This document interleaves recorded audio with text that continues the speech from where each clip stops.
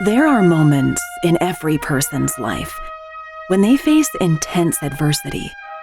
They're crucibles that forge who they become as individuals and as leaders. Now more than ever, we need leaders who are called to a higher standard, focused on leaving it better than they found it, and paying it forward to the next generations. Now, let's join Fire Chief Randy Brugman as he speaks with leaders from all walks of life, as he explores and learns from their personal journeys and the crucibles that have forged them into better leaders and better people. Well, welcome to another episode of the Leadership Crucible podcast. Today, my guest is Lowell Aplebaum. With decades of experience in the education and association realm, Lowell founded Vista Cova with the goal of bringing dynamic tools and knowledge to associations across the globe. As a previous association executive, Lowell now has the privilege of working closely with hundreds of organizations, guiding leaders, members, and staff through facilitation, keynoting, and much more. Lowell is a committed believer in bringing authentic curiosity, experiential learning approaches, and active listening to the table. Lowell is an IAF certified professional facilitator and currently studying to achieve his doctorate of education and leadership. Lowell resides in Maryland, where his 10-year-old twins and 12-year-old son keep the house full of surprises and laughter. Well, Lowell, welcome to the Leadership Crucible podcast. It's a pleasure to have you on the show today. Thanks so much for having me, Randy. I'm so excited to be here. Well, thanks. You've had quite the journey in your life so far, and what led you to create your firm, Vista Cova? I feel like everyone has a unique journey that has interesting tidbits. For me, I find that my journey's been one that's really been focused on service, even from when I was young. We did a fun activity with a board the other day of what was your first job and how has it led to like where you are in life. Mm-hmm. My first job was actually tutoring other kids that were a few years younger than me. And so the realm of service and leadership through service has been part and parcel of who I've been. Eventually that led to functioning, working, hopefully thriving in the nonprofit space. I was a membership director and developed global business relationships. I was a COO, but I missed working with people and working with boards and working with leaders. And that led me to form my company, Vista Cova. I'm a certified professional facilitator. And for the past almost 7 years, really have had the pleasure to work with dozens of nonprofit organizations and working with their boards on how to drive mission forward, right? Strategy, designs of boards and leadership. I mean, the nonprofits we have all over the world, but especially in the United States, are really the backbone that helps every profession succeed, that from a philanthropic standpoint gives funds and capacity to eminently important causes. That's really part of society that we need to thrive as humanity. Yeah. So you came up through the association management piece of it. So, yeah. I mean, tell us a little bit about the type of associations that you worked with. Sure. So my own flavor was mainly the science, engineering, and medical-based professional associations, which spoke to sort of, I came up and went through a medical science program in high school. It ended up, despite my parents' wishes, I didn't end up being a doctor, although I'm finishing my doctorate right now in education. But I was really drawn to these organizations that look to unite scientists or engineers that went through extensive education and training in a formal setting, and then were put into their field, right? And you have to not just stay on top of what the latest advancements are, but hopefully stay ahead of them. And it impressed me how there were professional organizations that both provided that insight, training, foresight, as well as a distinct member community that brought together people of similar interests through their profession. And, you know, as someone who, again, purpose-driven, the idea of being together with people who are driven by similar purpose, what better community is there? And so my own pathway led through a number of these. I had the pleasure to work with chemical engineers. I had the pleasure to work with neuroscientists. The best story I have from them, we were at a committee meeting and the chair of the committee said, "I'm so sorry. I'm going to have to miss this week's meeting. I have to accept my Nobel Prize," just in passing. And my response was, if you're going to miss a committee meeting, that is a really good reason to miss a committee meeting. Wow. But always just impressed with the minds and the hearts of professionals in every industry I've ever had the pleasure of interacting with through this association management work. So your primary work now is it with nonprofits, or are you doing other organizations as well?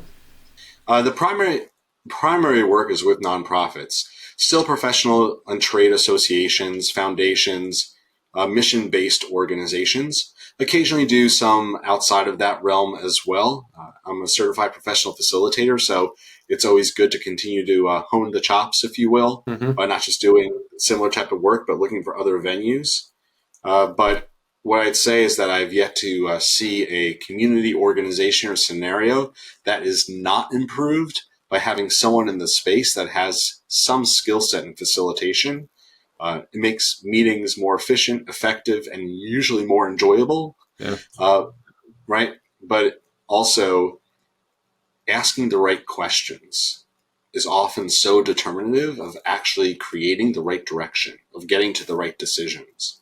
We spend so much time rushing to decision that I find half the time my job is just helping them come up with the right questions. Yeah. So you provide facilitations to a lot of different organizations. So what are some of the challenges that you're seeing these organizations facing today? That's a good question. That's probably a good 2-hour separate conversation. I'll pick out the top 2 or 3. One I'd say that's interesting is that there's a real challenge when it comes to time today. And that, I think, goes to a number of different levels. Many nonprofit organizations, the backbone isn't just the staff, but the volunteer leadership.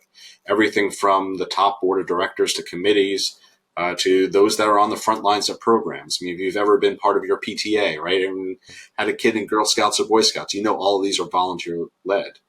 But we have this challenge of time, right? Like, how do you find enough time to do your job, to be with your family, to be with your friends, and to still give, right? To still give your time to an organization. And in this post-pandemic era, the working from home we all went through actually seems to have left us more challenged for time than not.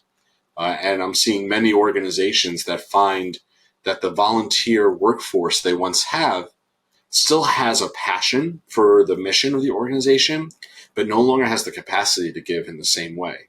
And that's everything from the entry level up to the board of directors. And so time is definitely a challenge, I would say. A second, I'd say, is communication. It seems like it's an ever more noisy world. I don't know about you. It's not like you get 10 or 20 emails a day, right? If you think about the hundreds of communications you get a day, and almost all of them, like, their purpose is just to build awareness. They're trying to get you to know something or to buy something, right? They're all these like directed, if we email you loud enough or enough times, you'll hear our voice. Yeah. Nonprofit organizations that have memberships or are trying to reach their audience for a really good reason are fighting against this deluge of voices that we're bombarded with through all of these communications. And so I actually find that organizations have strong missions, but are challenged to articulate their mission and their direction, their priorities in a way that it actually reaches the attention and the consciousness of those that want to hear it. Yeah. And so some radical shift in how we communicate and who we're communicating to is also a challenge that I see happening. I can go on to others, but I'd say probably if I had to pick a third, and I think this is cyclical, right?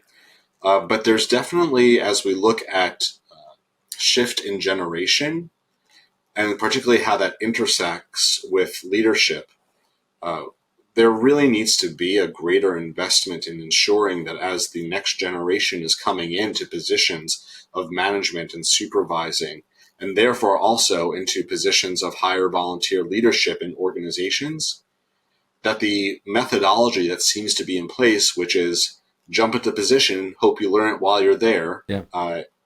is not really a great way to set either the individual up for success, or for them to have a positive experience, nor for those they're supervising, managing, or the organization that needs them to function at least at competence, if not at excellence from day one.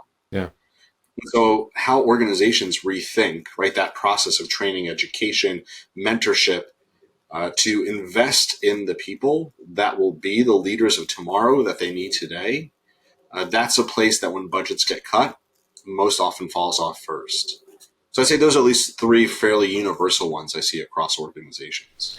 Yeah, I agree with all of those, and I think the last one that you hit on is something that I'm hearing in talking to many of the folks that we've had on our podcast, is that the generation that's entered the workforce, I think they're about a third of the workforce now, primarily because maybe their experience with COVID, just the generational differences. We really need to focus on instilling some of those basic core traits that we received just because we weren't impacted by all the things they've been impacted by.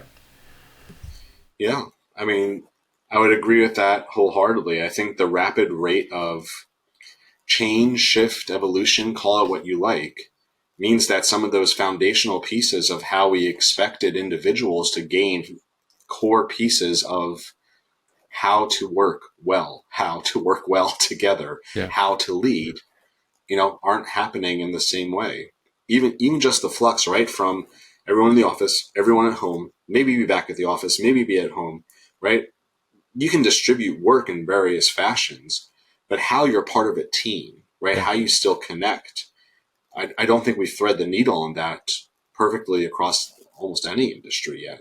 At least there hasn't been a magic wand spell that I've seen to that. And I think that's going to impact productivity, output, community, all the pieces. Yeah, I think it impacts perspective as well about how to interact and engage and build that team. And again, I think you're right. I think many organizations have to really start focusing when the new employee comes in the door, investing time and talent on helping them to develop that team mentality. If I can ask a question of you, I mean, you've had such a successful and impactful career. As a leader, how have you, as you reflect upon your path, how did you go about building teams? Like what led your team building leadership that you felt to be very effective? Well, I think part of what led to the team building, I mean, coming out of the fire service, everything is built around teamwork. It's like a military model, right? You have a hierarchy, but everything you do, it's 99% of what the profession does is all built around multiple people coming together at emergency scenes and operating in a way that's. I always like to say it's. You get called out to an emergency and you're fielding the football team, and everybody's got a position, everybody's got a role to play, and that's what you do. I think for organizations, though, I think from my perspective, when you're not looking at it from an emergency standpoint, but looking at it from an organizational standpoint, I think one of the things is you really have to focus on building your culture. Mm-hmm. And if you focus on building your culture, a big piece of that is making sure that you are hiring right, you're training your people right, you're treating them right, and you've outlined what the levels of accountability and expectation are for them, and you hold them to that. And if everybody's playing under that umbrella, I think you can build a really, really powerful culture that will drive your organization to be successful and sustainable. It's funny, I just before we started to have this conversation, got off a session with the board of directors that we were focusing on them articulating the values that will drive the culture of their leadership, right? And what was powerful about it wasn't just the definition of like what are the values and how do we define them, which you can chat GPT that, right? But what's powerful about it is the sort of the third column discussion, which is, and now what's the practical examples of how we live that? That's right. Right? Because that's the translation from theory to applicability. Yeah. And you can imagine if someone new is coming into a team, you could present them with the values, right? So that they know what the culture is they're both going to experience to make sure it aligns with what they want, as well as what they're going to be expected to uphold so that it aligns to their expectations. But I could imagine easily that before someone joins a team, you could ask them, like, leave out that third column and say, what do you see as like ways that you would expect the team lives these in action, to see of how they frame the implementation of culture and behavior and experience aligns with how the team does it as well. Yeah. Right? Because it's really that translation that ultimately makes it work or not. Yeah, you've hit on a really, really critical point, because, and that's a failure that I had in my organizations, is we had never, we went through the value, mission, vision, values process, but we never identified what the behaviors were, the expected behaviors. What are the values look like? What are the behaviors that support those values, and what are the behaviors that do not support the values? So there's a clear articulation when you come in, because you can say, well, we want you to be honest.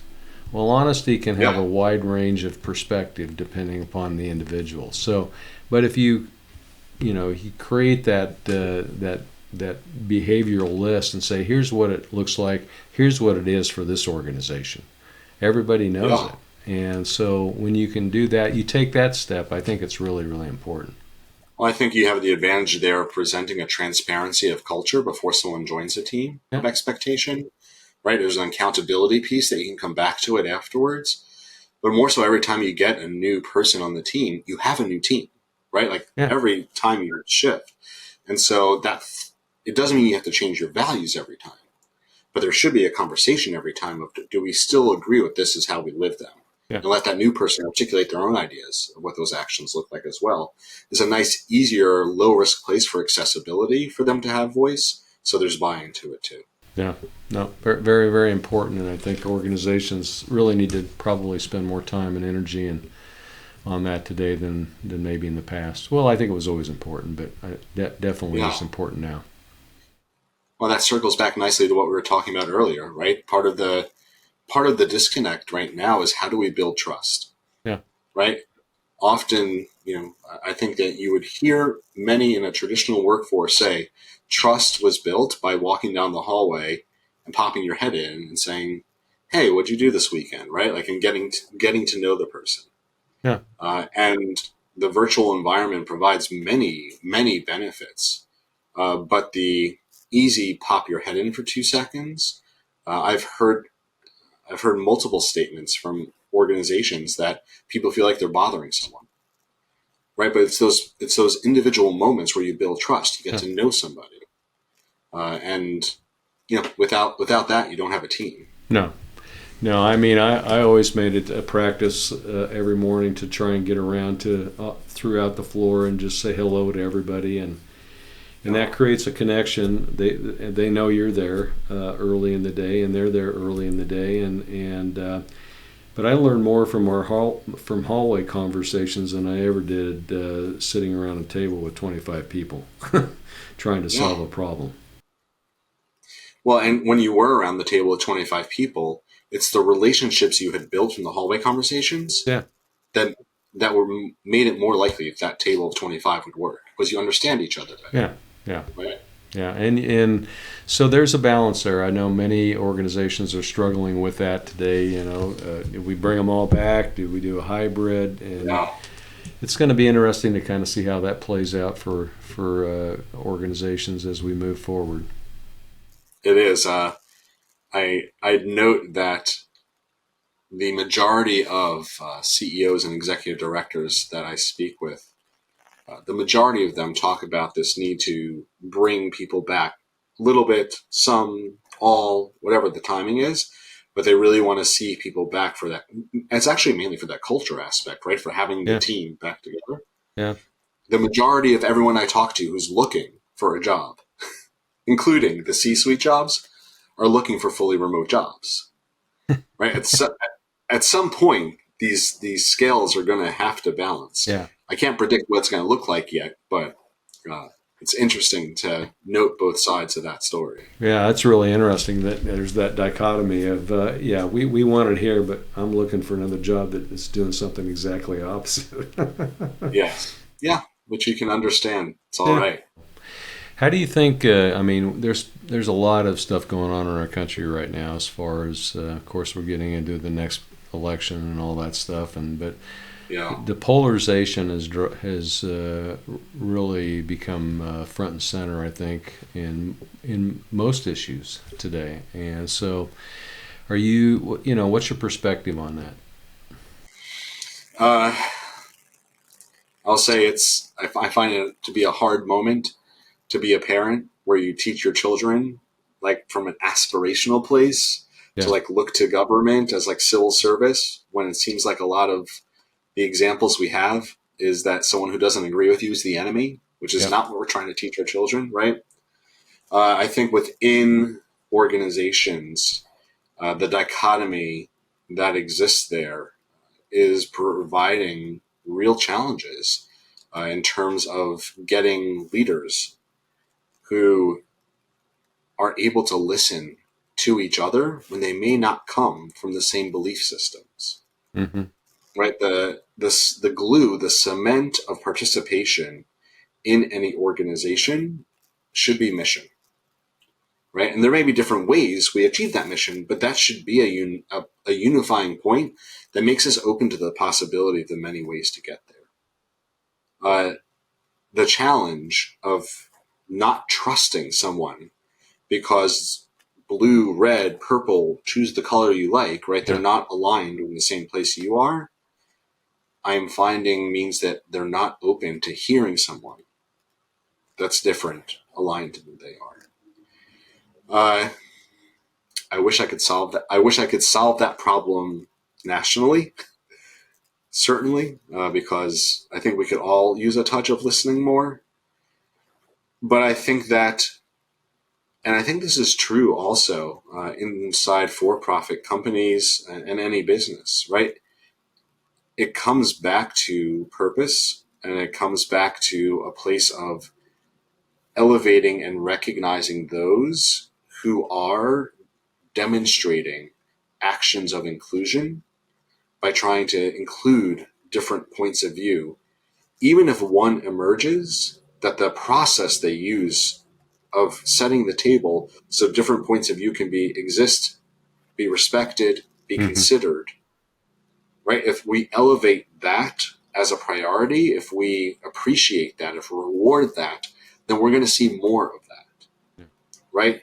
If what we instead elevate and reward are those who are saying the things that are in my echo chamber of what I agree with, like that's what I recognize, then what we're going to see are more echo chamber types of structures that are just trying to beget that which exists. Yeah.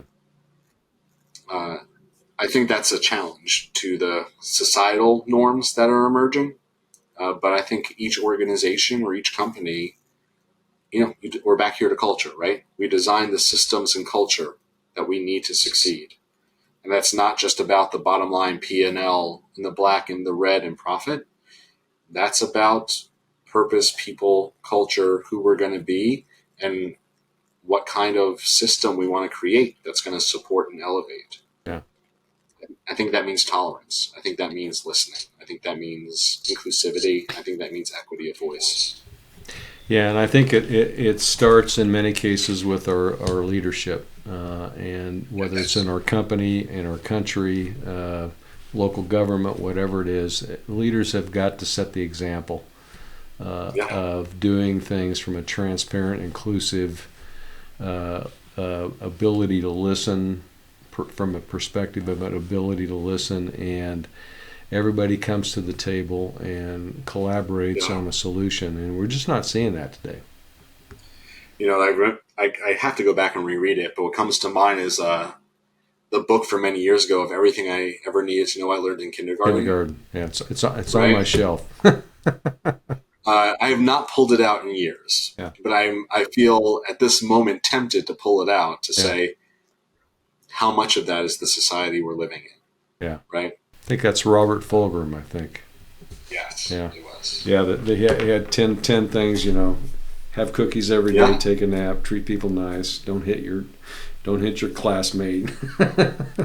I mean, all of it, right? Yeah. Who in life have you spoken to lately that could not use a nap? Everybody could use a nap right now. Like burnout, right? Yeah. Mental health and burnout is absolutely real, Yeah. and it has a multitude of impacts. I know there's wisdom to be had there. Oh, absolutely. Yeah, it's we would encourage everybody to go back and read that. Put some structure around that. More nap time, more cookies. Yeah. So, for the next generation of leaders, what challenges are they going to face? I think that what they are walking into are systems that have been built where the ability of traditional structures for progress, for promotion, has been built off of demonstration of loyalty, demonstration of how long you've been somewhere, right? These models of that you demonstrate expertise by length of time. And the next generation coming in, right? A lot of what we see is that it's sprint mentality, right?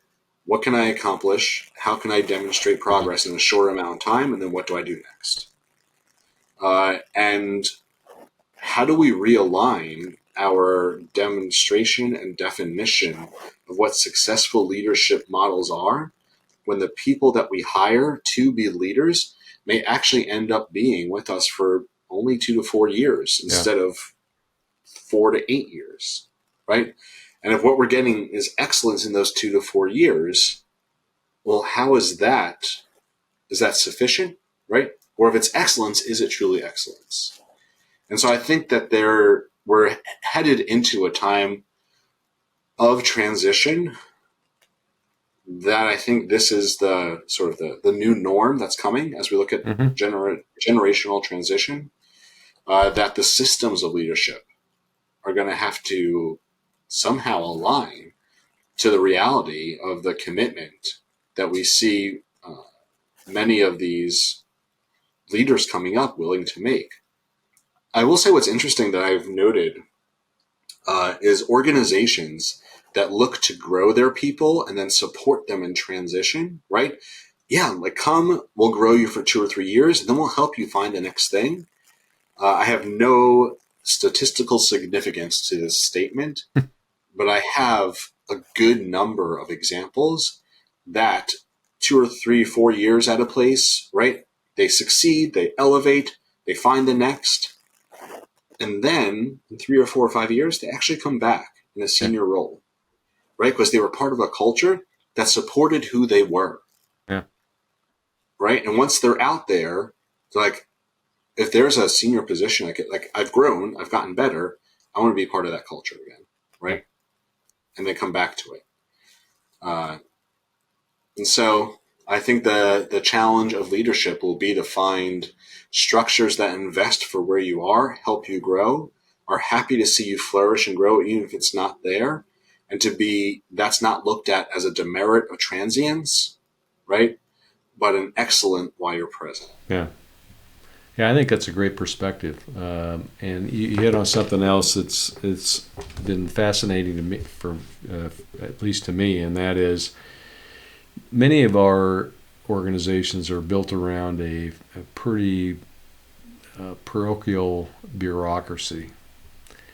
And as we move forward in this 21st century, where the speed of change is going to be exponentially faster as we move farther into this century, those bureaucracies are going to become, and they already are, they're becoming pretty ineffective. And the bureaucracies, their mission is to retain the bureaucracy over providing the services in many cases. And so how do you see that playing out? With pain. Yeah. But I think with potential.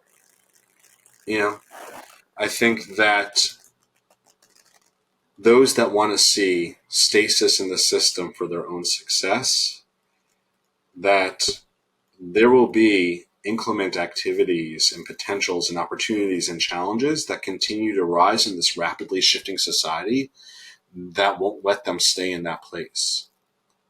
And the question ultimately will be, when change was forced, do the other leaders in place have the fortitude to live in a place of transition rather than reverse to a place of the past? Yeah. I frequently say, unless you have a flux capacitor, you can't go back in time. Right? And so any organization is like, we want to go back to, there's no going back to.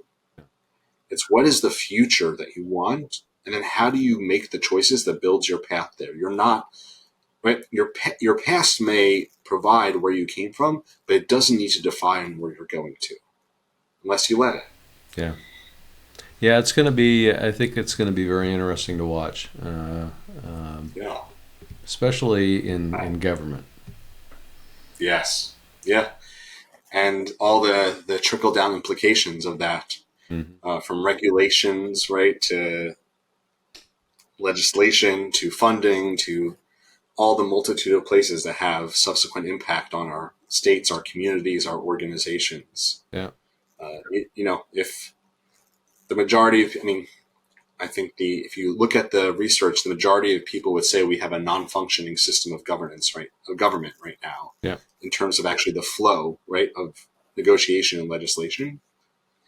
How long can these things not function before there's serious impact on those that they're actually trying to, or should be able to help and put the right things in place and support? Yeah, well, I think we're already seeing that across the board. I think we're already seeing that in our communities. So it'll just be, when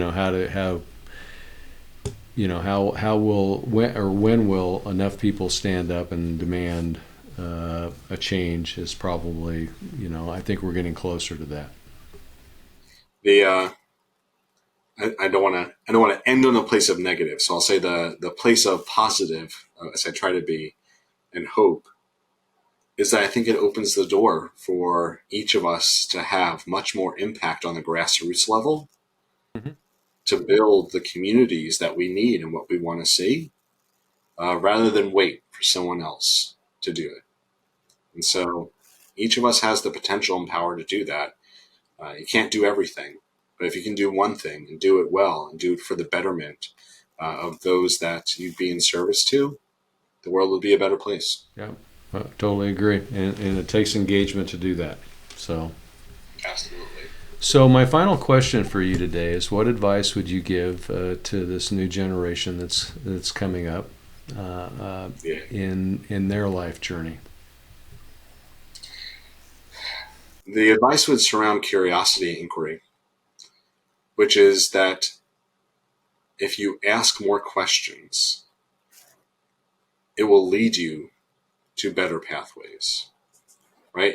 Through it, you'll learn about people, you'll build relationships. If you ask better questions, when you have to make decisions, you'll be more informed.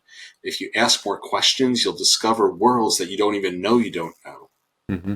And so don't start with the assumption that the knowledge we have today is sufficient for what we need to do tomorrow. Be eternally curious, ask more and better questions, and let what you discover guide your path. Yeah, great advice. I think that no matter what age you are, you have to be a continuous learner, and have to be open to the changes that are coming, and instead of be negative about it, embrace them and learn about them and use them. And so often we don't do that. Agreed. Yeah. Well, Lowell, thank you so much for being with me today. I really, really appreciate it, and look forward to connecting with you in the future. Thank you so much for the conversation. As always, it's a pleasure. Thanks so much. Thank you. Thanks for listening to the Leadership Crucible podcast. If you have a story of adversity you'd like to share, we'd love to hear it.